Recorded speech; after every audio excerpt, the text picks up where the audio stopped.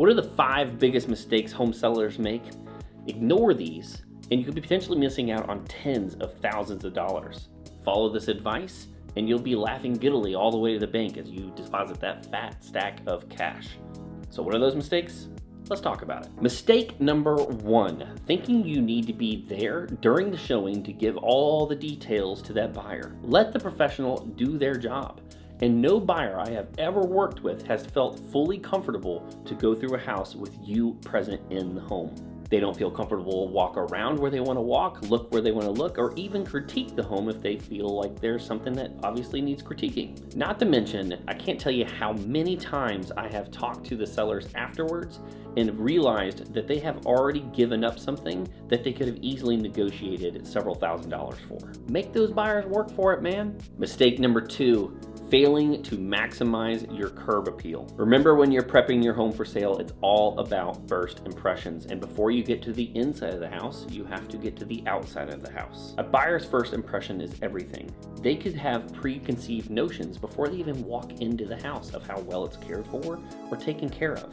You want, from the time they pull up to the drive to the time they walk out, to be a wow experience. Remember, you're putting yourself into the buyer's shoes, so take a step back, enter into buyer mode, and think, would I buy my house?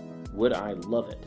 Would I be drawn to it? All of this could make a significant difference on how much you end up depositing in that bank account if you take these things into consideration. This perfectly rolls into mistake number 3, not seeing it all from the buyer's perspective. So I'm gonna roll through things on the outside and inside to pay attention to, and I get it, right? You've lived in the home, you love the home, you have it set up the way that you want it, but we have got to step into their perspective and see what the modern home buyer and what the active home buyer in today's market is looking for. So let's roll through this list. All right, starting on the outside, you're gonna sweep those walkways. If there's snow outside, you wanna get that stuff scooped up, and you're gonna go ahead and rake all of the leaves. Number 2, you're gonna wanna make sure that all of the toys and things in the lawn that are picked up, you want it to be pristine as people drive up to the house. Number 3, park extra cars away from the property. I can't tell you how many times I've actually pulled up and the homeowners decided to go for a walk and left their cars in the driveway. You're making them go and park at the street side and walk all the way up to the house. I get that it's small, but it's those tiny details that really matter. Rolling on to number 4, we have trim back the shrubs. Number 5, apply a fresh, clean coat of paint on your home, wood vents or outbuildings. Number 6, going to be clean those windows and window coverings. 7, maintain those sprinkler systems, or at least shut them off and discontinue them if they're not working. Maintain all the sealants around the windows and the doors. All that caulking, if it's gross and disgusting, scrape it off, put some new stuff on. Number 9, make sure the roof and gutters are clean and in good condition. All those hips and valleys that have all that pine straw, get that stuff off of there. If you have algae growing on there, power wash that bad boy and get it off. Number 10, mow the lawn frequently and plant flowers. You don't want to let that lawn get too tall. It's going to look unkempt on the outside. The assumption is it's going to be unkempt on the inside. I've actually had buyers that I've worked with that have said, Dan, keep going. If they don't take care of the outside, they're probably not going to take care of the inside. I'm not joking. That is actually something someone has said. The last 2 here is going to be keep those dog or those pet areas clean. Nobody lets stepping in dog poo. And you want to make sure that all of those decorations that are not in season are taken down. If it's applicable fall or Easter or any of those other applicable seasons for decorations, that's totally fine, as long as it's not too overboard. Rolling on to the inside, and I'll roll through these really quickly. The kitchen and bathroom should look and smell clean. Vacuum rugs and carpets, or have them professionally cleaned if that's necessary. Sometimes you can get by with a professional cleaning without replacing it. Number 3 is going to place fresh flowers in the main rooms. And I tell you, live fresh flowers, especially for the higher price points, goes a long way. Number 4, put away all those dishes. Unless you have a formal display going on for decoration, nobody needs to see your 14 billion piece china set. Number 5, make all the beds and put away clothing. It is hilarious to me that someone would leave the house and leave all of their stuff everywhere. I've seen it happen.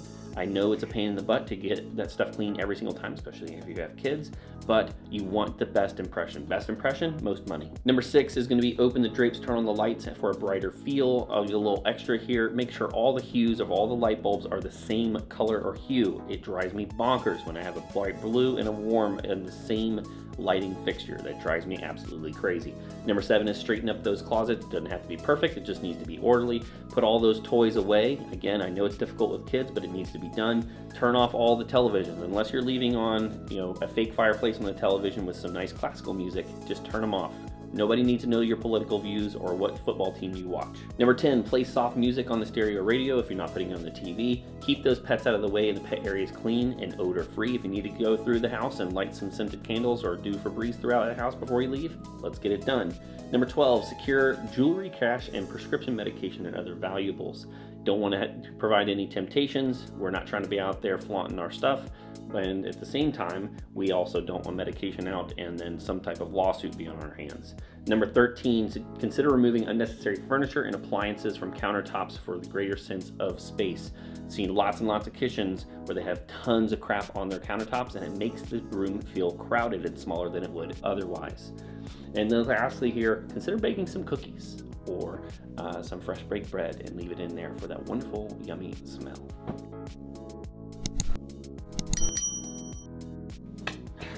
Rolling on to mistake number 4 is overpricing the home. Pricing is part of marketing strategy. How you price your home relative to the rest of the market puts the home into the mind of the consumer. If you overprice that thing just because you think you have room for negotiation, I have found is that buyers out in today's market have been looking at homes for months and months and months. They are more savvy today than they are ever because their consideration, almost every buyer that I work with is, hey, I don't want to overpay for a house or it's really competitive out there. They are tracking these prices like hawk. You're not fooling anybody. To go back to that idea of the rational versus irrational buyer, you want someone to be willing to overpay. Well, you may even want to actually slightly underprice it. Underpricing it brings more attention. More attention means more buyers. More buyers means that you're in competition, and when you're in competition, you're willing to do things you wouldn't do if you were the only one bidding for the property. If you end up overpricing the property and it sits, time equals death. The longer the property is on the market, the worse and worse you're going to do. Sean, what is the thing that you think about when you've seen a house sitting for a long period of time? What is wrong with this house? What's wrong with it, right? This is why getting it priced right at the beginning, getting someone who's going to buy it maybe without an inspection contingency, maybe without an appraisal contingency in place, can be really important, right? They may overpay a little bit for the house because they are in competition, but if that has to go back on market, every single buyer I've ever worked with says, Dan, what's wrong with it? I've said it once, I'll say it before, it is so important to create a rational versus irrational buyer. An irrational buyer does not pay attention to price, they pay attention to what it's going to take to win the property. You do not get an irrational buyer by pricing it too high. A rational buyer nitpicks, and the higher you price it, the more they're going to nitpick. Mistake number 5, and I get that this sounds a little bit self-serving, is the difference between using just a basic real estate salesperson and a client-centered real estate consultant. Now that sounds really fancy, but what I mean here is someone who genuinely is going to listen to you, ask the hard, probing questions about what this means to you, what the next stage of life is. Do you need to sell this house before you buy the next one? How are you going to finance the next one? What does that move need to look like? How much flexibility in your schedule? There are plenty of questions that need to be asked, and you need someone that's going to take the time and do it right so that they create a custom success plan for you, the individual, not just try to get it on the market as fast as possible and get the sale as quickly as possible. I'll give you a very specific example. I had a client not that long ago that had a lien on the property that they didn't want to really disclose. It had to do with their water filtration system, and they were embarrassed to talk about this loan that they had taken out on the house. If we hadn't have brought that up at the very beginning, the amount that I told them that they were going to net actually would have put them in the negative. So we ended up actually waiting an entire year to get a little bit more appreciation and pay off the house a little bit more. It would have been absolutely awful to get to the closing table. The attorney says, hey, this has to be paid off. And then the whole deal falls apart because it didn't have the money to actually sell the property with the lien against it. These are super important things that a consultant will do that a salesperson who just tries to rush through to the closing and can cause a ton of heartache. Hey, if you actually are looking to sell or buy here in the coastal Virginia area, my wife and I run an elite team of mortgage and real estate professionals, and we'd love to serve you and your family. All of our information should be down below or over my shoulder, and you can schedule directly into our calendars with the Calendly link down in the description. Hey, those are the 5 huge mistakes I see sellers making all the time. Is there anything that I shouldn't have covered that I didn't? And YouTube thinks that you'll like this video next.